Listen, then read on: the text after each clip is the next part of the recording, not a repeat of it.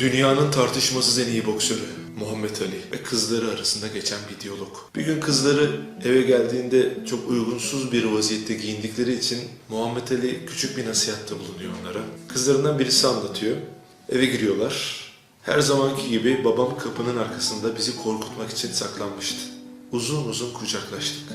Ve bizleri bir gün içerisinde ancak o kadar öpülecek kadar öptü. Sonra babam bize baktı, beni kucağına aldı ve asla unutmayacağım bir şey söyledi. Gözlerimin direkt içine bakarak bunu söyledi. Hana, bu dünyada Allah'ın yarattığı değerli şeylerin üzeri kapalı ve ulaşılması zordur.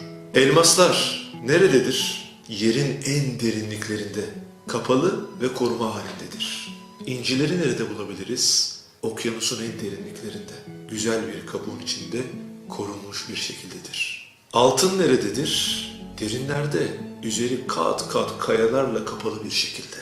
Onları elde etmek için çok uğraşman gerekir. Bana ciddi bir bakış attı ve devam etti. Senin bedelin kutsaldır. Senin vücudun kutsaldır. Elmaslardan ve incilerden çok daha değerlisin. Ve bu yüzden sen de kapalı olmalısın. Korunmalısın.